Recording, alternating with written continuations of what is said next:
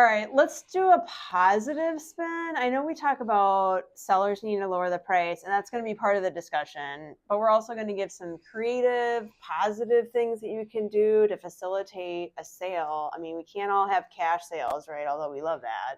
We do. But tell us what you got. Well, I mean, listen, it's a broken record, but the reality is prices have fallen. Mm-hmm. No one wants to admit it. No one wants to acknowledge it. You lower the price or you keep the house. Now, there are other things you can do, yes. You can, let's say it's vacant. You want to stage it. You can stage it. You can spend some money and stage it. If the house is in disrepair, paint it. You're getting a new listing. What is the first thing you did? We had it painted, and so they removed all the furniture. We did a big price drop in addition to that, and then we did virtual staging. Yeah. So the furniture's out, so it's virtual. It's not always about price, but a lot of times it is. It's a big part of it. It's price and first impression photos. Yeah. The other thing, too, I see every now and then is an agent that will take photos from their cell phone. Everyone's looking online. Everyone is on real estate websites looking at properties, and they're doing it by photo. Photo is the biggest. It's the best marketing you can do. One of the best things you can do. And you hire a photographer. Hire a professional photographer. It'll help you 100%. I think that's just low line fruit that you should just do. That should be a standard. It should be a standard. But it's not. There are listings out there, multi-million-dollar listings, where people took the photos with their cell phone because they want to save $200 or whatever it costs for a photographer. You'll end up making more because it'll show better, it'll sell quicker. Meanwhile, sellers paying HOA fees, taxes, maintenance, all the insurance. So really, is it saving? No, you're actually kicking yourself in the foot for that. No. Should we start with inventory? Should we start with ideas, other things that sellers can consider offering the buyer or to facilitate? Which part? Let's talk about what sellers can offer buyers. But sellers can buy down the rate if they want to buy down the mortgage rate, because if the interest rate's too high or there's affordability issues, the seller can throw some money in and buy down the buyer's rate. I just had one. I had one that closed. Mm-hmm. It was on Cortez, a condo on Palma-Sola Bay, the one that sold recently on Catalina. And we got full price, but the seller paid $24,000 in credits to the buyer at closing for closing costs and prepaids. And the bulk of that, $17,000 of the $24,000 was for the buyer to buy the rate down to facilitate the sale. My seller got the net that he wanted. The buyer got the rate that he wanted in order for them to feel like this is affordable, and it made it happen. And as long as you're communicating that, like the communication between agents and what's relayed to the seller versus buyer is so important. What's important in that scenario is the property appraises, because you could raise the property price and buy the rate down, but it still has to appraise. That's where you can run into some trouble. That's a really critical thing. Yeah. What else? VA? Well, there's VA. There's, there are, I don't want to get in. It's funny. We're on a group text, and we're one of the agents that asked, why aren't we seeing more creative financing stuff? Because there are things, I don't want to get too technical here, but you can get into called a wraparound mortgage. Well, explain what that is, because I don't know that I don't want to. I could. All right, I'll do it real fast. Look it up on Google. Now, I mean, essentially, you can. A new mortgage wraps around the existing mortgage. It's a little risky because every mortgage has a due on sale clause, and in this scenario, you're keeping the existing mortgage with the property, and you're just say you wrap around with another mortgage. Does the seller have liability in that? Yeah, because they're still on the hook for that first mortgage. And that's why they probably it's a little it's a little risky. I mean, I because they have the due on sale clause. What the VAs are assumable. Coming back. They're assumable, aren't they? Yeah. True. Yeah. But there's some risk for the seller if they want to go and use their VA they can't right use away. The VA again. Yeah, so there's nuances with all of it. Yeah. But speaking of the VA, we're seeing more VA. I have 2 of my transactions pending right now are VA.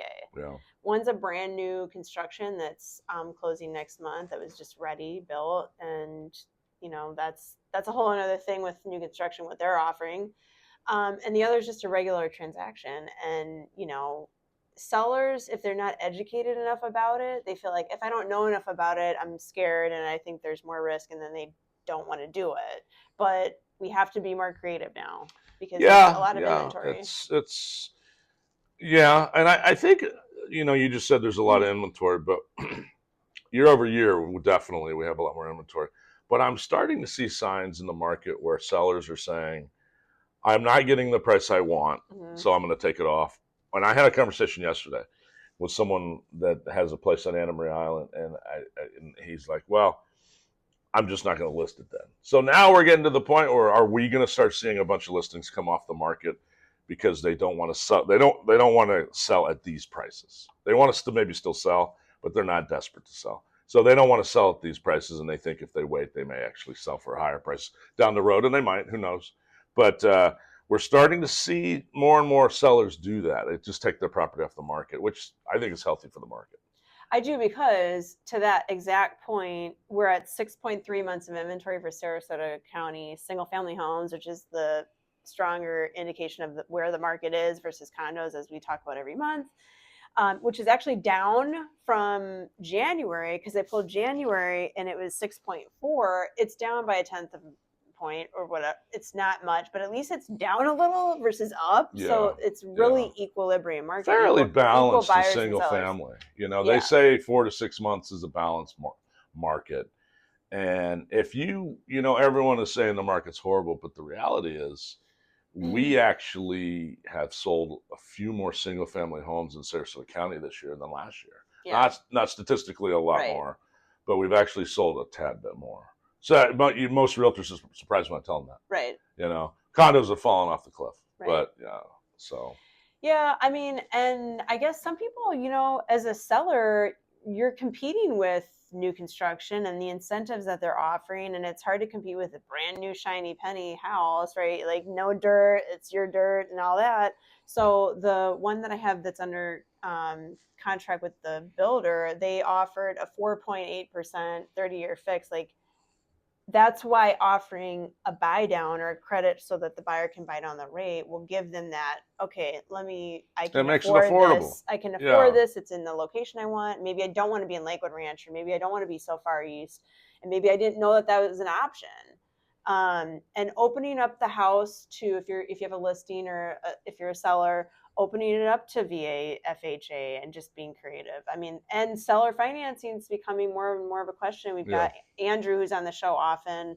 He's got a property that's got some damage, and that seller is open to seller financing. And frankly, with that kind of damage, are they able to even get a loan? Like with the drywall pulled up and everything? I wouldn't think so. Yeah.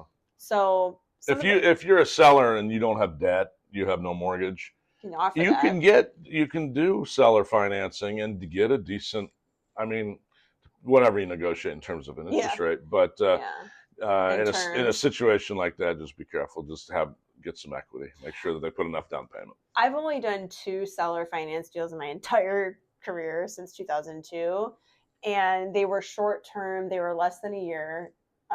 Notes the seller took out, and they were both paid well in advance of the 1 year. One was paid in like 3 months, one was paid within 6 months. Yeah. So, I mean, we're getting these crazy offers just from, like, I don't know if it's spam or what, but they're asking for like crazy 10-year notes with the seller. Investors. That is just not, I don't know. Is anybody doing this? I haven't heard of anything. I don't know. We get them. I mean, we get a lot of subject to offers where it's subject to the existing mortgage. But I haven't heard anyone actually doing it. So, in terms of the market, I think that, the single family home is fairly balanced right now in terms of, sellers and buyers. Condos, different story. So, I say this in every market, price is very crucial. It is. In a transition market like this, where prices have fallen, it makes sellers very uncomfortable, and realtors too, and they don't know what to do. And it's hard to convince someone to lower your price a lot less than what it used to be. We all had a lot more equity in 2000 or 2022, but now it's changed. To get a buyer off the fence, they're not going to pay those prices.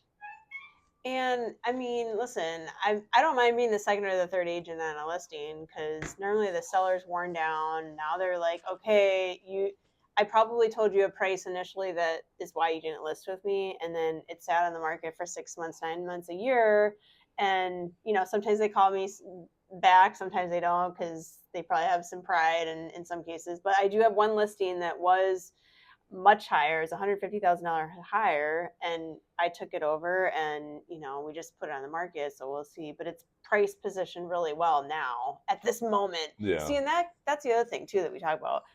We could list it now and it be priced very well, but it takes one neighbor to undercut the whole neighborhood, and that's now the comparable. Those are your new comps. If you have if I'm making these numbers up, but if it's $1 million home and then nothing is selling, but then you get 3 similar sales at 900,000, that's the new value, and it stinks, but we're all dealing with it. And he would know. He was just on the news. You were on Tampa Bay. What is it? Tampa Bay 10? CBS 10. CBS 10. I'm sitting with very, very important. A star. So what do they ask you about on? They asked me about market stats. They asked me about the market, and you had sent in the group text too. You sent some interesting stuff about expireds too. So touch on both. Yeah, so yesterday, just out of curiosity, I went through the first 6 months of 2024 and the first 6 months of 2025, compared expireds, the number of properties that expired, canceled, just taken off the market. Substantially more this year than last year. Most doubt. Now we also probably had more listings, but it was, I don't remember the raw numbers, but it was percentage wise, it was a substantial difference. It was almost double. It was almost double, and that leads me to believe. Now, some of those obviously been relisted, right? But what leads me to believe is that a lot of sellers are just saying, "I'm taking it off, and I'm going to keep the property because I'm not getting that price I thought I was going to get," which is a good thing for the overall market because we get some of these listings off the market that are never going to sell. Okay, but. So if they're of the mentality, some of these are like, well, I'm just going to hold on for it at infinitum. Like there's no date. But if you're saying I'm going to wait until next year, there's some inherent risk in that because listen, the trajectory is that prices are softening. So if it's worth 900 now, I mean, I've looked at properties that I was going to list earlier in the year, like January was X, and I'm seeing them go down. So there is risk in that because I don't know what next year that this time is going to be. It could be down. It could be down by another 100,000. I'll tell you a story. Back in the crash, when 2003 to 2005, we had a very healthy, crazy speculative market. 2006 it stopped, and then when there was a crash subsequent in 2008, 2009, I was telling sellers in that 07, 08, 09 period, your prices have fallen. Get ahead of the drop. Get ahead of the drop because they didn't like this price. But if they waited 3 years, they sold it for way down here. I don't think that's going to happen here because we don't have a situation where a lot of people are turning their houses back into the bank with all these foreclosures. There's a lot of equity. A lot of these people that bought through the COVID refugee market paid cash, or they have a ton of equity. So they're not in a financial situation. If they have a life change and they want to sell that, that's one thing. But generally, they're not under a lot of financial stress. A lot of them. But like, there's some properties I sold this year or even last year that are like, I should have just done it sooner. I should have done it when Shayla, you told me it was worth X, and now it's worth substantially less. I mean, like, listen, I'm not Nostradamus over here, so I don't know. And neither do you, but we go by patterns, and like there's something called intuition too, because when you've been doing this so long, you have like this churning thing that happens with your intuition because you've been doing this so long and you feel things before they start to come because you do this inside out, day in and day out. And I mean, we have that churning feel inside. Yeah, that churning intuition. It's called intuition, Marc. If you don't have it. But but you're not Nostradamus, though. I'm not. No. But like, in a market where prices are falling, you wish you had sold yesterday, or the week before, or the month before. Right. That's the reality of it. It's just there's a lot of unknowns. Like we got hit by a hurricane. So out on Siesta Key, for example, there's pre-market prices and pre-storm prices and post-storm prices. Well, the rest of the market maybe it wasn't affected as much, but damaged properties, people are like, well, what's this worth? There are no comps. We don't know until you stick it out in the market, and then you lower the price enough to get someone to buy it, and then that's the market. But so in a transition market where prices are falling, sometimes we just don't know what things are worth, and that's tough. And I just closed on the Whitney Beach Bayside property, and it was great. It was a challenge though at the very end, because as you know, if you go in the playlist, you can see that I've got 2 videos there. One is titled Restoration Liens, and the other was the Whitney Beach tour. And at the very last minute, the HOA didn't want to sign off on an affidavit talking about the HOA, stating that the HOA will have enough funds to cover any of these future liens assessments, and they refused to sign off on it. And it was like this last minute, but that's why we sold it at such a discount, because of that possibility. Like, they got a huge break on it at $475 on the bay. Okay. With a great view. I want to bring up one other thing. Mm-hmm. You had a listing recently that had been on the market for, I think, 150 days. And all of a sudden you get 2 offers? Yeah, my Anna Maria condo. So, and you had another similar situation like that too. Mm-hmm. So that can happen. It doesn't have to sell the first week when you list it. You want it to sell the first week because that's when you have the most leverage. But every now and then you see sometimes where your house condo's been on the market for 3, 4, 5 months. It's very quiet. All of a sudden 2 people want it at the same time. Yeah. Does happen. You can't rely on it. But it is a possibility. So if you are on the market, if you're for sale and you've been on for 3, 4 months, I wouldn't give up hope yet. Obviously, it's better if you had sold it 3 months ago. But the reality is, did you close that one yet? We're working on it. Okay, so it's pending. But I have not only the contract, a fully executed backup, and they're both cash. Out of the blue after 150 days on the market. No, it's actually 228 days. 228 days on the market. And to contrast that, I have one pending right now that was only in the market 23 days. So it's like, if you're a buyer, I always tell my buyers, no matter what market it is, assume that someone's looking at it. And if you like it, don't wait, pull the trigger. Yeah. In most cases. And the one that you just sold in Three Oaks had 2 buyers, right? That's the one I have under contract. Yes. I have a contract. I have 3 buyer's agents on the list that said, please, if this is falling through or whatever, please call us, because we ripped the Band-Aid off. We didn't wait for the neighbors to rip the Band-Aid off and lower the price. We just did it within the first 2 weeks, and then boom, it's because they priced it well. Yeah, they listened to me, and they were listening to the market, and they were sensing the showings or lack of showings, the feedback, the communication. They're motivated too, so that obviously helps. So in a market that, and I'm not saying we're bottoming out, but in a market where it's transitioning and prices are falling, you start to see a lot more news reports. And I was on the news last night. You were. Yeah. You're in the news. And there's been a lot more news about the prices falling. And once that people start hearing it, because we pay attention to the real estate market because we do it every day. But we say it first, they're like, Yeah. But we're in this every day, so we get it. Yeah. But the general person doesn't really pay attention to the real estate. And so they don't know. But now that the news, the mainstream media is starting to post, agents are starting to post a lot more about it. More and more sellers are going to get it and say, hey, okay, it's not worth what I thought it was. And let's price it right, or I'll just keep it. Be the first to rip the Band-Aid off.